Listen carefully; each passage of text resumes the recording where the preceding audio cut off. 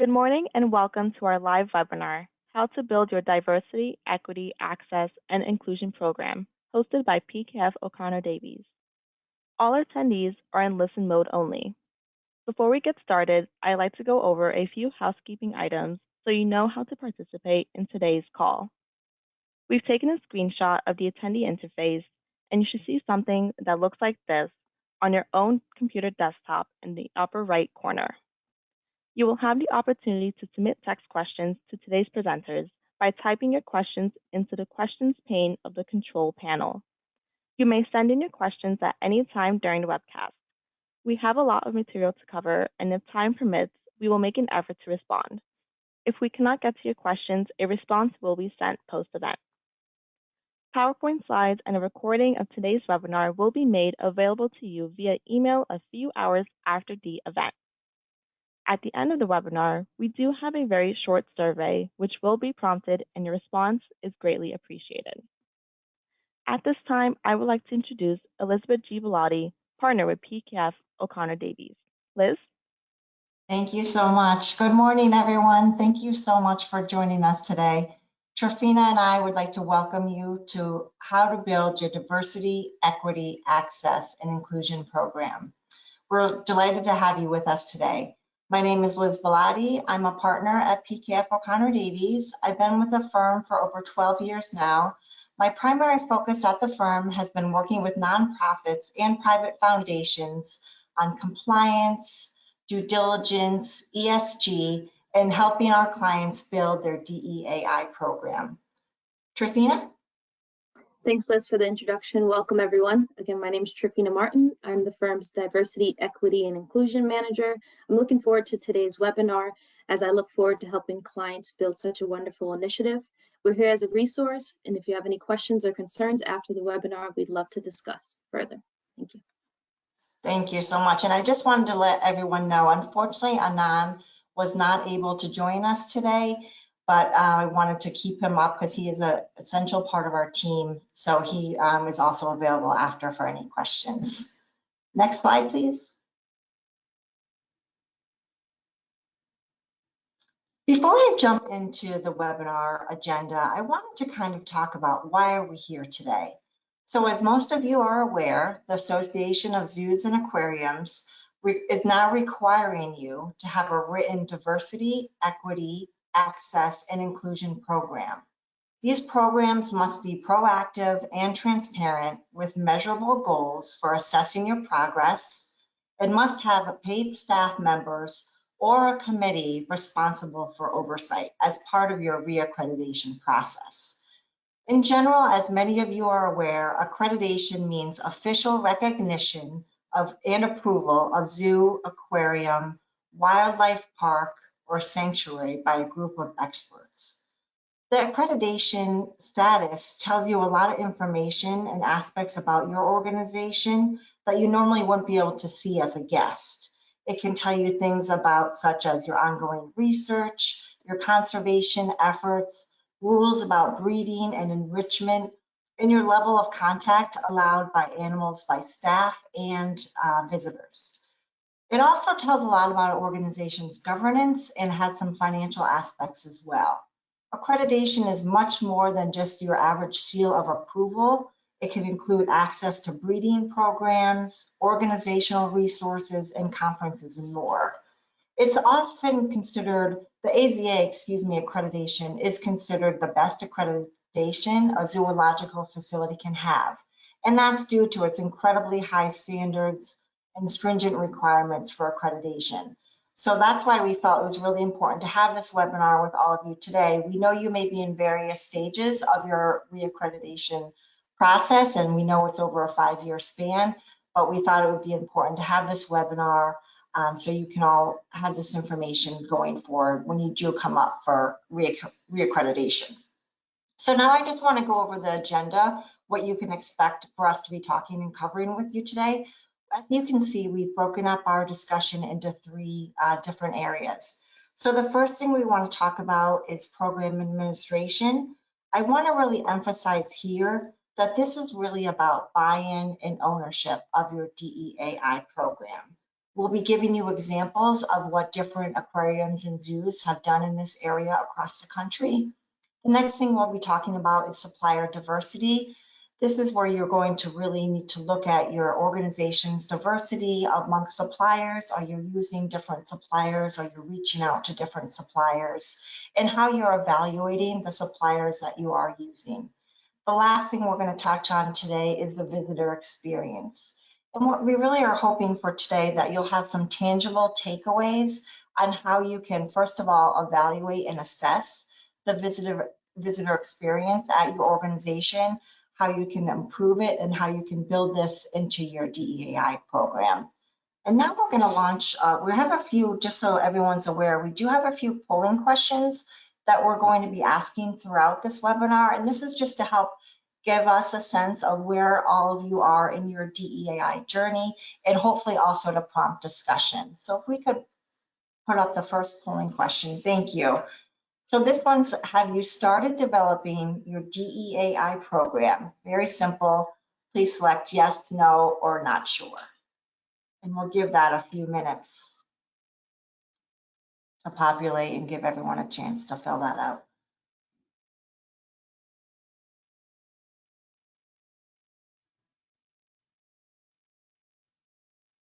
So while we're waiting for that, Truphena is going to take our next slide. And this is going to be where we're going to define for you DEAI.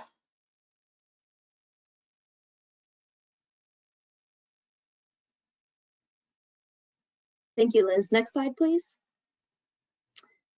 A lot of times what we like to do is encourage our clients before they hop into developing a program is to sit with their staff and in leadership and get a real clear understanding of the definitions of DEAI and what it means for you and your organization. We find a lot of times with our clients, once you define those definitions, it makes it seamless to be able to create strategic and objective goals. So in simple, diversity is simply where we're in a room of any given differences. It's more than just gender or race. We'd like to remember that diversity has a lot to do with our economic status, disabilities, various lifestyles and experiences. In equity, equity is taking those differences in that given room and being sure that no matter where your starting point is, that you have equitable opportunities, and concerning the zoos, that you have equitable opportunities for your employees to advance in their career and equitable opportunities for your visitors to be a part of the zoo's experience. Access is remembering to be able to create programs that each person, whether staff or visitors, have access to those various equitable opportunities. And inclusion is making sure that no matter where you are on this level of diversity, that you are able to be a part of the zoo's decision making, a part of the experience as a whole. We like to tell our clients that when you focus on inclusion, diversity follows right along. Thank you. Next slide, please. Thank you. So here we're going to give you some examples of how to create and sustain your DEAI program. Next slide, please. So what we've done here is we've broken out the framework into what we call three phases. The first phase here is assessment. Think of this as your activation phase. This is where you want to think about identifying. You want to identify the owner of your DEAI program and/or committee or council. This is where you want to start thinking about developing your mission and your vision and determining your reporting strategy. Another important part of this phase is assessing your existing DEAI activities. What are your DEAI policies? Do you have any currently? How do you compare to your peers?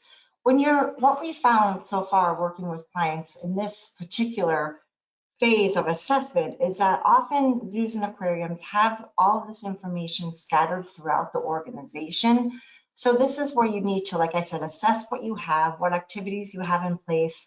This will be housed in your human resource department, your marketing department, your visitor experience department, etc. And you really need to think about kind of identifying what you do have and identifying where you hope to be headed. The next phase is your evaluation phase. Think of this phase as where are you going? This is where you really want to interview your employees and your visitors and get their feedback. This is one example of a very easy first step you can take. It doesn't cost you any money. You need to come up with a questionnaire, and it's really important when you do come up with the questionnaire that you think it's for have your employees and your visitors in mind. You could have 2 separate questionnaires if you wish, but you don't necessarily have to. And it's really important when you're at this stage, making sure you're reaching all different individuals throughout the organization. For example, you don't want to just be assessing or evaluating your board of directors. You want to make sure that you're including employees and all level of employees when you're doing this survey. You want to set your benchmarks and your aspirational goals, and it's important that you set a timeline and prioritize your goals. The last phase is what we call implementation. How will you get there? This is where you need to identify your task force. You need to create your DEAI mission statement and your objectives. You need to train staff, management, and your volunteers. You need to think about measuring your progress and identifying potential pitfalls. This area is really where it's ongoing. This is not going to ever end. It's always going to be evolving and changing depending on your initiatives and goals. You really want to think about tracking and reporting your progress. You might want to consider your information systems. Can your current system track all this information accurately and efficiently? And as I said, remember, this is an ongoing management, and the key outcomes during this phase are your DEAI scorecard, establishing streamlined and effective workflows, and really bringing your DEAI story to life with your key stakeholders. Now I'm going to turn it back to Truphena. She's going to talk a little bit about program administration. Thank you, Liz. Next slide, please. In our program administration, this is where we find that building your DEAI program can become a bit overwhelming. So that's why we recommend to most of our clients that you do this in phases, as Liz said. And the first phase would be program administration. You're taking a really deep dive into where your current organization stands now concerning race, your gender data. And when you really look at these statistics, you want to make sure that you're looking across all boards on all levels. Do you have an organizational chart? What does that chart look like? Who's in leadership? Who's in the various staffing positions? You want to gather all policies and procedures that you may have. You want to make sure that you're hitting every and each department, whether it's from marketing to recruiting to HR. When you gather these such documents, there'll be things such as employee handbook. What's in that employee handbook? Your mission statement. Do you have a mission statement? What's in that mission statement? Workplace policies, and more importantly, trainings concerning DEAI. Are those trainings mandatory? Do you document who's going to those trainings? Have you brought in outside speakers? You really want to start to gather job descriptions, various languages. Are those jobs posted in various languages? Where are those job postings? Have you looked at opportunities to not just post a job? Have you thought about if your community doesn't have the opportunity to have access to the internet? You really want to start to really hone in and gear and start to gather that data. You're looking at your vendor list. Have you been using the same vendor throughout your organization? Are you really leveraging off the community and making sure that your organization reflects the community that you serve? Those are just to name a few processes. When you put out different marketing and external and internal invites, are they in different languages? Have you looked at what market you're targeting? When you gather that information, you really get a clear and concise understanding of where you are, but you also really can see and have the opportunity to see where you're excelling. More than often, we find with our clients that you have this information and you're doing all the programs, but you just haven't had an opportunity to properly document it and gather it and formalize it. So this piece really helps you to be able to formalize and gather all your information and put it into a more robust process and procedures. And so you say, after we gathered all this information, what do we do with it? And that's when you really want to hone in and start to really think about identify your working task force. According to the zoo accreditation, you don't have to necessarily have somebody who's done this before. That's where we can come into play, where you hire an outside vendor to be able to help you organize the data that you've collected. We found that with our clients that it really has to be a dedicated time and a source to really take a look at these documents and be able to help you formalize it. Instead of doing the heavy lift on your own. We look at people who are passionate about the topic of DE&I. Are they equipped? Have they been trained themselves? And then once you develop your task force, you really want to hone into how often will you meet as a council? What will your council look like? Who would that be comprised of? You want to make sure that you're not just having just everyone in leadership or a certain demographic. The purpose of diversity councils to be able to have different opinions, everyone bringing their different thoughts and processes to the table to be able to make this program sustain. You want to conduct trainings during the time before you have your DEAI council. You want to look at possibly how often would you meet? Would that be quarterly? How do you track goals? When you're looking at the goals and when you're setting and prioritizing your objectives, those objectives you're looking at not only external but internal. If you are setting a goal to having more training or bringing more people from the community to talk about diversity, equity, inclusion, how can you better make the visitor experience? You want to make sure that those goals are both internally and externally. Are your employees' needs being met when it comes to their career and their career development? And you want to make sure that those goals are measured, targeted, and tracked, as Liz said, according to your scoreboard. And most importantly, we found that being transparent with your employees and sharing that data and that information when you're able to really helps the program sustain and having everyone buy on to this DEAI program. It's not just something that can be done from the top level. It has to be done at the top level as well as all levels and working all across departments. And with that being said, I'd like this perfect time for another polling question. Do you currently have a DEAI council at your organization? Please answer yes, no, or not sure. I'll give you a minute to give your responses.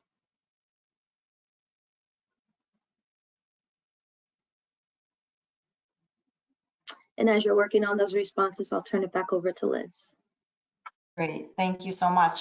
I didn't know if we were able to share maybe the results from the previous poll as well, so we can see kind of as we go through.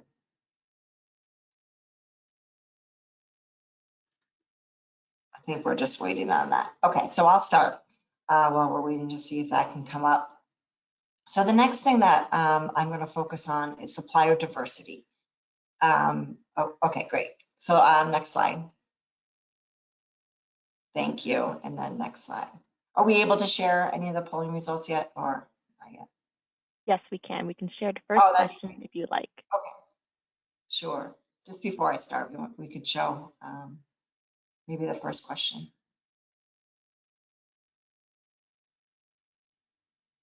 Oh, okay, so that's great. So it looks like 86% have started developing your DEI program. Only 7% no. That's wonderful, and not sure 7%. So it'd be interesting to know if anyone wants to share in the question or in the let us know if you're not sure because it hasn't been maybe communicated to you yet, or maybe because you're not a part of it. That would just be interesting for us to know, because we'd like to make sure that organizations, when they are starting their program, that they are communicating it to the whole organization. Again, it starts at different levels. We're seeing it start at the board level. We're seeing it start at upper management, but it's really important once it does start that it is communicated throughout the whole organization. So if anyone wants to kind of drop that into the questions, that would be great, just so we can talk to it. We want to make this as interactive as possible. We want to make sure that we answer all the questions that you do have. I did see one question, just to pause for a minute, pop up, and somebody asked if the slides are going to be shared, and the answer is yes. We will be sharing all the slides. It usually takes a few hours after the conclusion of the webinar, but those will be shared with the group. So next, I want to kind of talk about supplier diversity. So this is one of the major points that you will need to be considering and implementing as you're going up for your reaccreditation process through AZA. So the first thing, very simple, think about what are your current policies and procedures. Different clients that Truphena and I have been working on, we're seeing that this may not be defined, it may not be written, and we're seeing some organization that when it comes to supplier diversity, they continue to go back to maybe who they've always used in the past, and we understand that that makes sense in a lot of ways. It's a vendor that you're familiar with. It may be a vendor that has a particular niche that matches with your zoo or aquarium. But it's really important to kind of step back from that and assess how often are we reaching out to the community? How often are we reaching out to women or minority-owned businesses? You need to start thinking about not only developing that, but documenting it. It's really key as you're going through this, building your program, that you document the changes that you're making and the efforts that you're making to try to reach out to various suppliers. You want to really think about how you're working with the community. We had a great example that I wanted to share with the group. So one of the clients that we're currently working with, they had a very old shed on their property, and they were trying to decide what to do with this space. Should they tear it down? They weren't using it. This happened to be an example at a zoo, and the zoo was not using the shed. The team came together and decided what would be great is to, work on the shed, revamp the shed, and invite local vendors, local small businesses to come in on the weekends and showcase their product. Now, this had to get buy-in not only from management, but for example, in this particular case, they really need to have open discussions and dialogue with the gift shop, for example, because some of the vendors coming in might be in direct competition to maybe some of the items that the gift shop was selling. So they had to have conversations and bring everyone to the table and make sure that this made sense. But ultimately, it's been a huge success, and they've been able to showcase small businesses that are coming right from the community, which is wonderful for the vendors. It's great for the zoo, and it's great for anyone that's visiting the zoo. So that's one simple example, but we're going to try to pepper as many examples as we can with you today, so you can hopefully take some of this back to your organization and implement it as well. You need to make sure that you're establishing methods for evaluating your current suppliers, and you need to make sure while you're doing that, that you're creating a plan to diversify. Think about your advertisements and how you could better reach small businesses in the community. How are you advertising? Are you advertising in traditional methods, newspapers and flyers and things like that? How often are you utilizing social media and getting the word out there? Which groups are you tapping into versus the schools? Are you partnering with other organizations in your community? Make sure you're thinking about that. Who are they using? The best resource I think all of you have is each other. You can work together and talk to each other and get ideas from each other, and all of that is free. You have networks amongst your regions and through the AZA, and I would just really emphasize, use those resources that you have available to you, because you'll be surprised. You'll be able to get a wealth of information from them. You'll also want to think about your sponsorships, how you can enhance your sponsorship relationships, and how you can make these more diverse as well.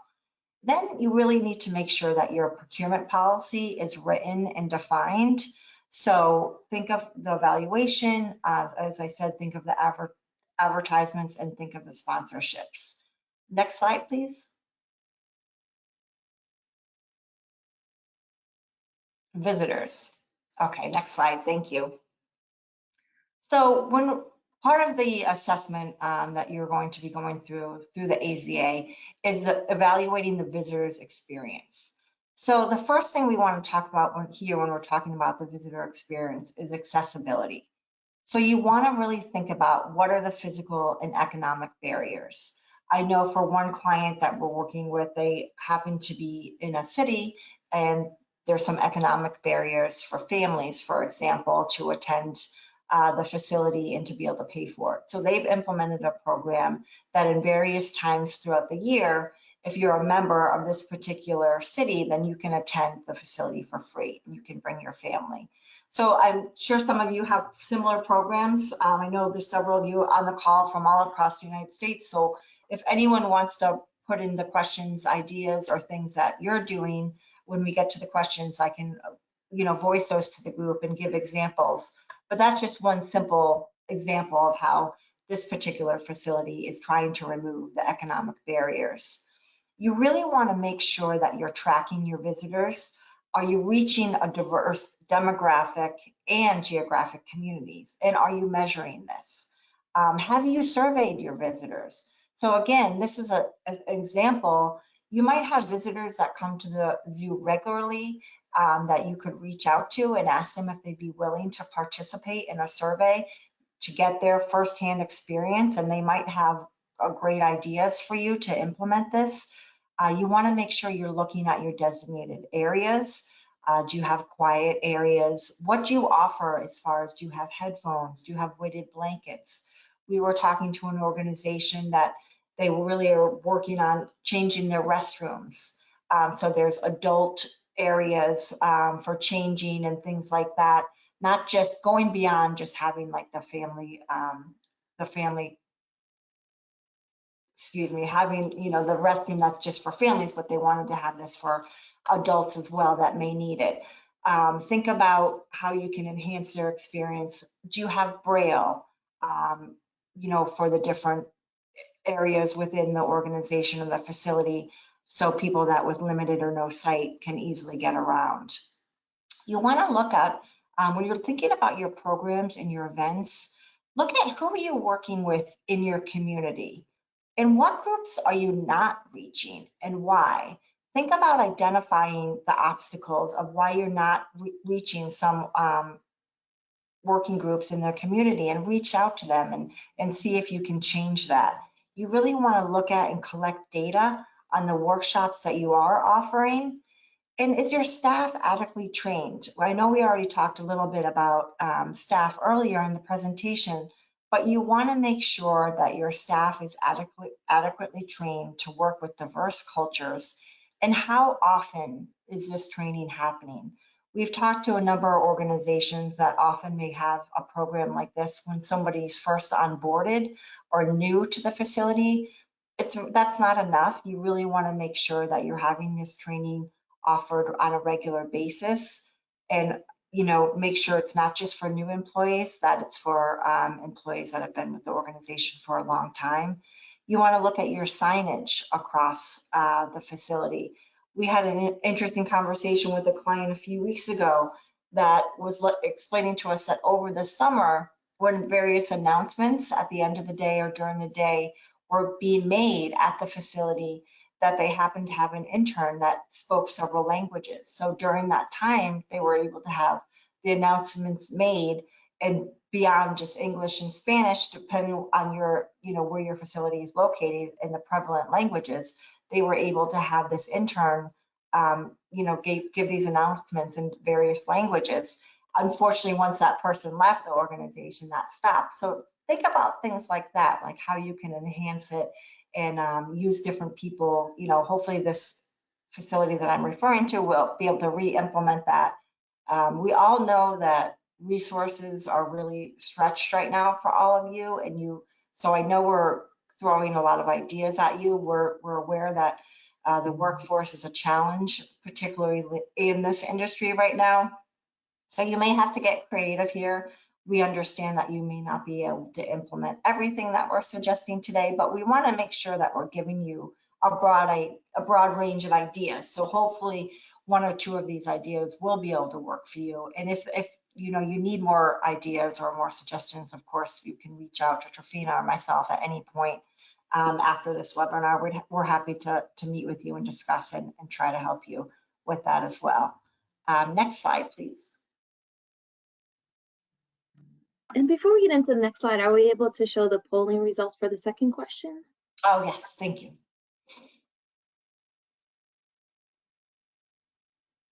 Okay, do you currently have a DEAI council at your organization? Wow, 63% yes, 19% no, not sure. Okay, thank you. In developing that DEAI council, we find that it's not a heavy lift at all. We've helped organizations identify passionate people about the council and what kind of topics you'd be able to meet on, and how to, even when you form the group, how to prioritize your goals and objectives. You'll have a few, but really figuring out that what's in priority and when the time length is for that, whether you're setting goals and targets for a month, a year, or even further out to 5 years.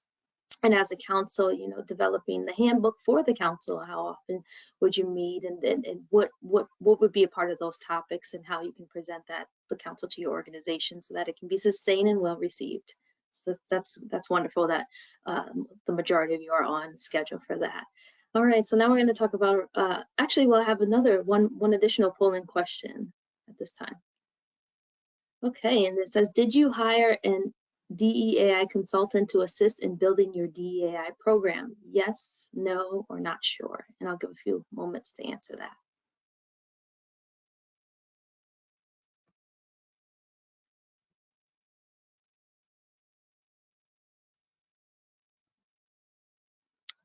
Okay, Harleen, maybe you can put up the next slide while everyone answers that question.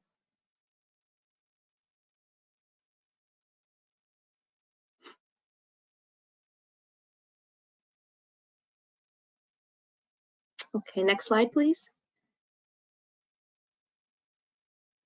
All right, so we just wanted to use this slide to take a moment to talk about, you know, I know we've thrown out so many great ideas and ways to get your program started, or if you've already have it started, how to sustain it. And one of the things that we like to tell our clients is this DEAI process is a journey. It's a marathon, not a sprint. We're all at different levels of where we are, and what we do best is we've built our own DEAI program in-house. So we know what it takes, and we know what's worked and what doesn't work, and we understand that this can be a sensitive topic. So we're very sensitive to our clients, and we build a great rapport with them. And during this process, we start, you know, from the beginning to the beginning stages, where we sit and have an initial meeting and see where you are and how we can help you with your process.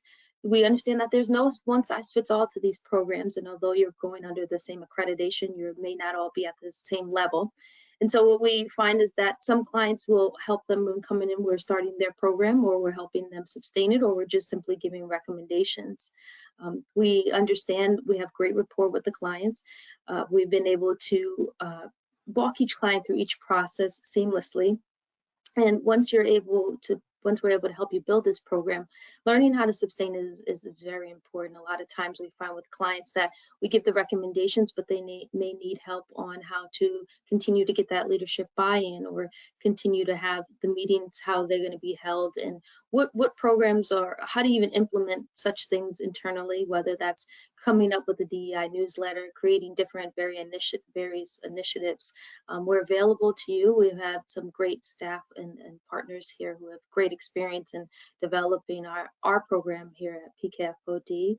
We build out, everything is done in processes and in steps. It's not just given all at one time. We build out great policies and procedures that are able to sustain. And as Liz mentioned before, the scorecard, and even being able to come in and help you interview and survey your staff and volunteers. We find that a lot of times when, you know, working with different clients, we as outsiders, when people hire us, it's easier to come in and do those surveying and interviews and get a really clear understanding of the culture of your firm, because or your organization, excuse me, because we're outsiders coming in. So, you know, a lot of times we have clients who love for us to take that step with their employees and get a clear understanding of where you are. We also understand that a lot of you already have excelled in this area, and we want to help you to continue to excel in this area. So our experience with our clients, we found that the DEAI program with helping you to build this and to be able to meet the needs and the standards for you to be able to receive your accreditation. So again, we're here to be a resource to you, and then we look forward to speaking with you should you want to set up an initial meeting and just see those phases of the program. We'd love to do that. And Liz, pass it off to Liz if she has any additional thoughts. Yeah, no, thank you so much. I do. I just wanted to, a question popped up under the questions, and someone asked, like, where do we start? And we hear this question all the time. It can be completely overwhelming. From what we understand and what we know, that the reaccreditation process through the AZA is very comprehensive and a very big undertaking for all of you. So we understand that this is just one piece of that reaccreditation process, but obviously a very important one. So I would say the best place to start and the simplest place to start, identify who's interested and invested in this at your organization. We have found in general that often when the board of directors is supportive of this initiative, which with all the board of directors that we've worked with to date, that they've been very interested and supportive, and that really does help set the tone, if you will, setting the tone at the top.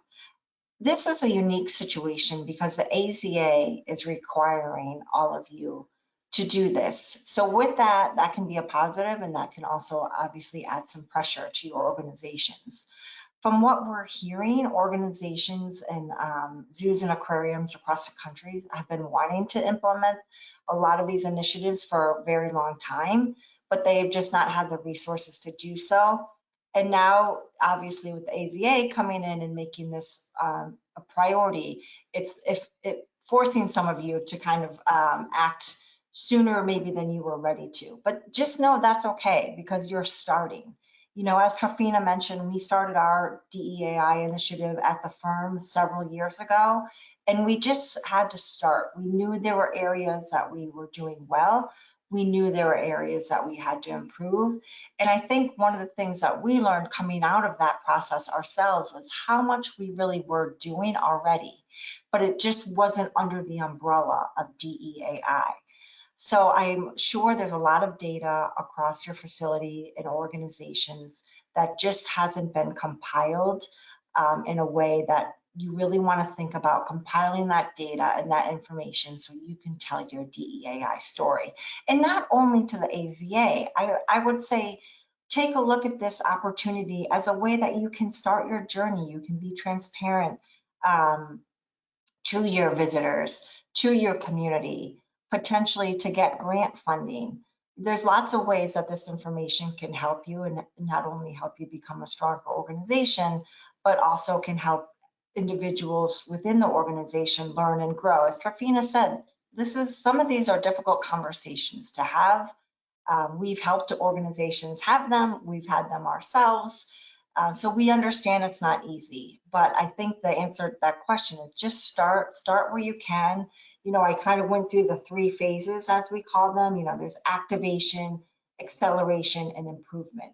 So depending on where you are in your journey, from the poll, it looks like a lot of you already have the council. I think it was 63% already have a DEAI council, and that's amazing and wonderful. So, you're already well in your journey. So I would assess where you are, look at the data that you have, look at the benchmarks and the milestones that you've set, start measuring against those, and look at your systems. Look at your what systems you have in place. Is there a way you can streamline the data to make it more efficient for you, make it easier for your staff, for your visitors, for your training? There are various systems out there. So I would encourage you to take a look, see what makes sense. Again, I know budget has to be a consideration here. All of you have various budgets and have various things that you need to spend those dollars on. But that's just one way we're seeing organizations being able to improve a great deal is by looking at their systems. And again, I think your best resource is each other. So lean on each other. One facility that we're working with has a monthly group. They get together with different facilities and organizations across the region. And once a month, they discuss different things. It's not only DEII, but that's currently a hot topic that they are discussing right now. But they lean on each other and they get ideas from each other. And that's a free resource as well. From everyone, at least that Truphena and I have worked with to date, really does have a very open policy in regards to sharing their information with other organizations. And the AZA as a wonderful resource for all of you as well. They have a wealth of information. I know they have a sharing group for those that are members.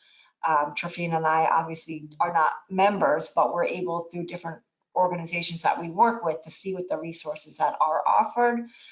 So from what we've seen so far, there's some great resources there as well. So lean on each other, reach out to us. We're here to help. We really are. The nice thing about the work that Truphena and I do is that we really can meet an organization wherever they are. We're on the advisory services side of our firm, which means we can really build our services to whatever you need, however little or however much that may be. We have that flexibility, which is great. And so we're here to help. And if anyone has any questions, please reach out. Also, please add any more questions. I'm just going to check the questions in the chat here really quick.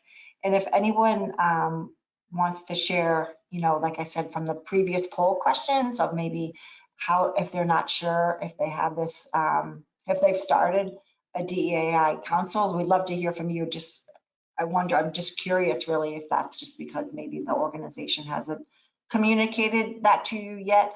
Or the other thing is that, you know, we know that the reaccreditation process, not all of you are at the same stage. So some of you may have just gone through your reaccreditation in 2023. Some of you may be 5 years out and not have to go through it until 2028. So some of you, you know, we get that it's a varying scale there. People that are facing it like this year or next year, this may be more forefront on their minds and maybe on the minds of management. Those of you that are a little bit, have your reaccreditation in several years, this may be coming up in the next couple of years, depending what other priorities you have, you know, at the zoo or the aquarium. So I did not see any additional questions pop up. So we'll give it another minute just to see, did we share all the results of the polling questions? Were we able to share those all with the group with that final one? We can Okay. share the polling results for the last Okay. question. I just wanted to make sure everyone got to see. Oh, here we go. Okay. Did you hire? So yes. Oh, that's pretty split. Okay, that's interesting.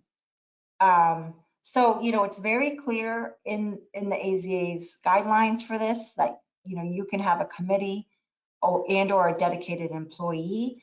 Just, I would encourage you to make sure you document that information, make sure that you keep minutes, you make sure you keep the agenda, how often you're meeting. Those are all things from our understanding that the AZA is going to be looking at and asking for.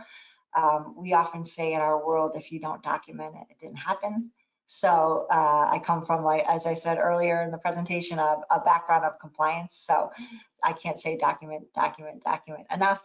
Make sure you're keeping track of it and keeping track of your progress, you know, against your goals, and measuring that as well. So please reach out. We're thrilled that you all were able to join us today. If you have any questions, let us know, and have a great rest of your day. Thank you so much. Thank you all so much. Thank you to our speakers, and thank you everyone for attending. Please remember to complete the short survey prompted at the close of this webinar. A recording of today's webinar and PowerPoint slides will be made available to attendees via email within the next few hours. Thank you again, and have a great rest of your day. Thanks. Thank you.